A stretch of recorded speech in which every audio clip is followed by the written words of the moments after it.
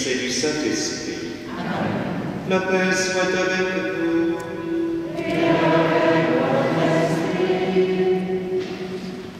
Ce salut, le pardonner davantage aujourd'hui, en ce 8 mai, où nous commémorons la fin de la terrible Deuxième Guerre mondiale. Nous sommes invités à prier pour cette paix, tout en recommandant au Seigneur par Marie toutes les victimes des guerres, particulièrement aussi les victimes de nos soldats, de hier et d'aujourd'hui. La paix, pour un militaire, c'est un engagement fort qui demande courage, intelligence, sagesse. Mais il sait aussi qu'au fond de lui-même, la vraie paix se gagne sur soi-même, sur la capacité de servir l'être humain, le bien commun, la vie. Au début de cette Eucharistie, sous le regard de la Vierge Marie.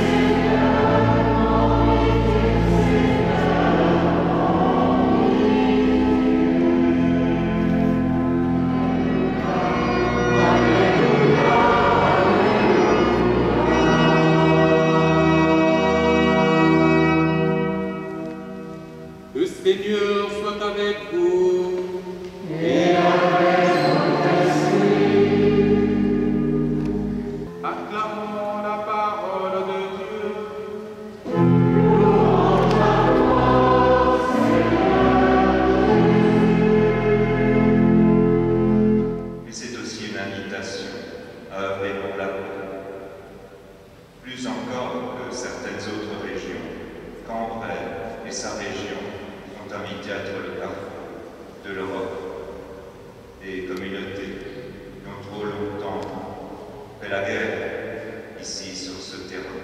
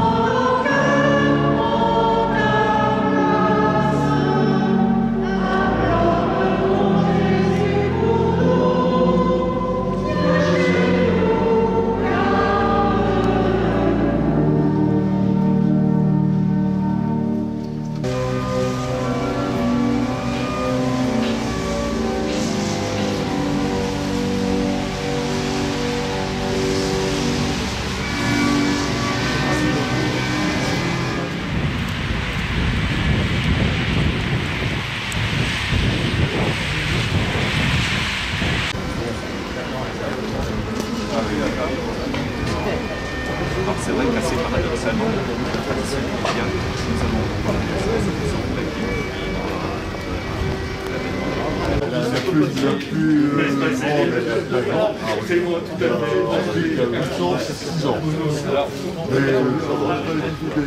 Mesdames et messieurs les représentants des associations patriotiques, mesdames et messieurs, je suis fier, ému d'être le représentant SNCF et honoré de prononcer ici devant vous ces quelques mots d'hommage à ces hommes qui ont perdu la vie, qui ont fait le sacrifice ultime pour défendre les idées de liberté si chères à la France.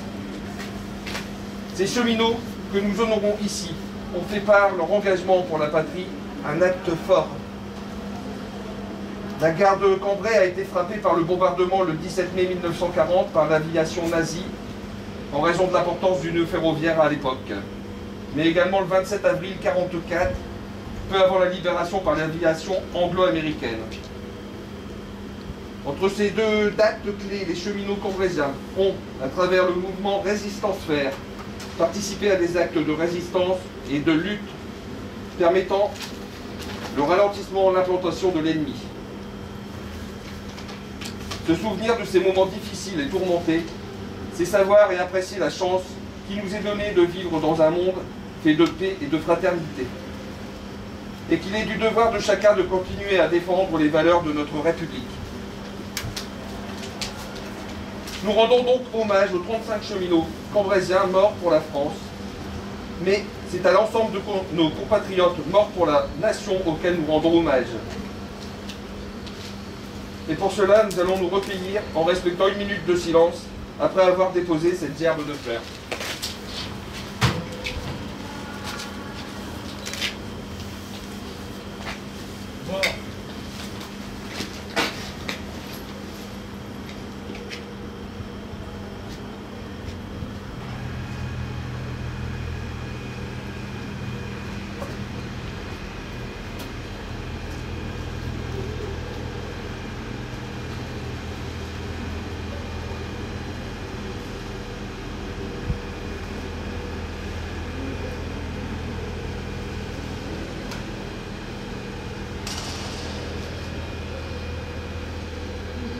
Allons enfants De la patrie, le jour de gloire est arrivé.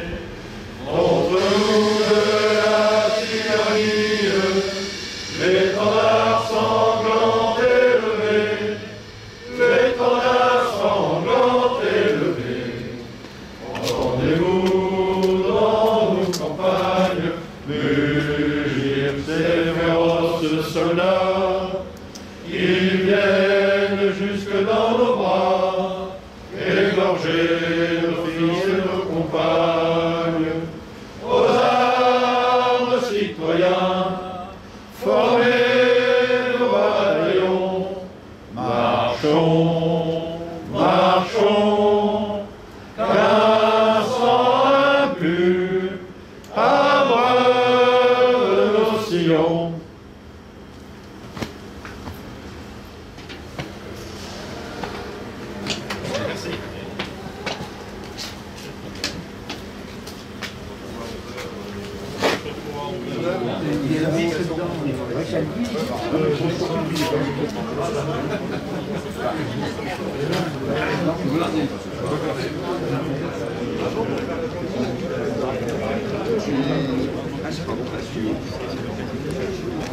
Ouais, c'est ça, voilà.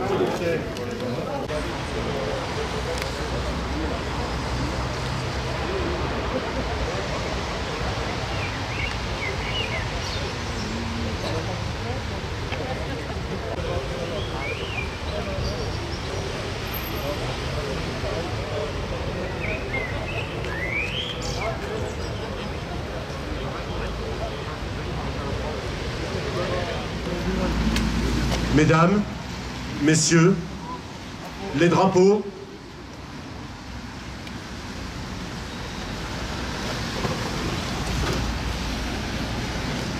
Monsieur Raymond Yédou, sous-préfet de l'arrondissement de Cambrai.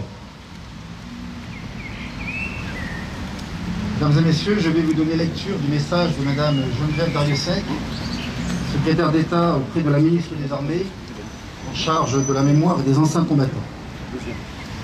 8 mai 1945. Par deux fois, l'Allemagne a signé sa capitulation sans condition. Pour l'Europe, la délivrance est là. La guerre est finie. Enfin, après tant de souffrances et de désolation, après tant d'espérances et de luttes acharnées, même les épreuves les plus douloureuses ont une fin. Même les tempêtes les plus dévastatrices s'achèvent. Une joie bouleversée emplit les cœurs. Les drapeaux ornent les fenêtres, les embrassades se noient dans la liesse populaire. Derrière les larmes de joie, celle de la peine affleure. Personne n'oublie les villes ruinées, les vies dévastées. Personne n'oublie que l'humanité a payé le tribut le plus lourd de son histoire. Notre monde en fut à jamais changé. La Seconde Guerre mondiale est une rupture pour notre civilisation. qui sait encore davantage qu'elle est fragile et mortelle. 76 ans plus tard, reliés par notre mémoire commune et épris de la même reconnaissance, nous nous unissons par la pensée et par notre hommage pour saluer le souvenir de celles et ceux qui ont combattu et abattu le fléau nazi. Pour notre pays, rien ne fut simple. Ce combat a pris de nombreux visages et la victoire mille chemins. Malgré les ardents soldats de Montcornet, d'Abbeville, des Alpes, de Saumur et tous ceux de 40, l'ombre de l'occupation, de la division, puis de la collaboration, a jeté son voile obscur sur la France. Il y a 80 ans, en 1941, les flambeaux de la résistance brillaient déjà. Le flot du refus et de l'espérance montait, tandis que la répression forgeait son funeste souvenir, à Châteaubriand, au camp de Souche ou au Mont-Valérien. La France libre recevait les ralliements des territoires ultramarins. Elle poursuivait son inlassable épopée. Dans les sables de Koufra, elle nouait un pacte avec la victoire, et par la voix du colonel Leclerc, elle regardait déjà vers Strasbourg. À l'instar d'Hubert Germain, dernier des compagnons de la Libération, ce fut toute une jeunesse ardente et résistante qui refusa la défaite et l'asservissement, qui refusa de servir les desseins de l'occupant.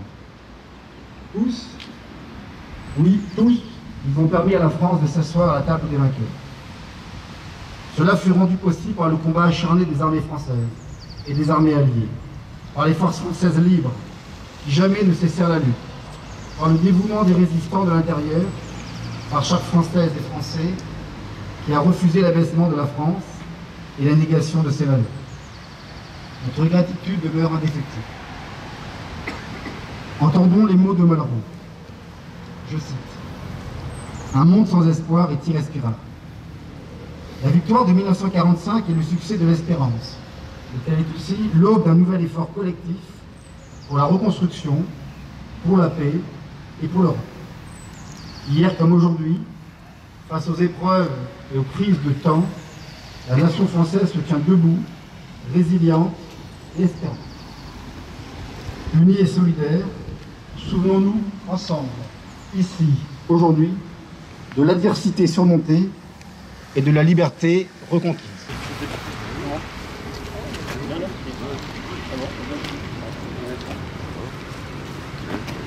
Monsieur le colonel et monsieur le sous-préfet à déposer.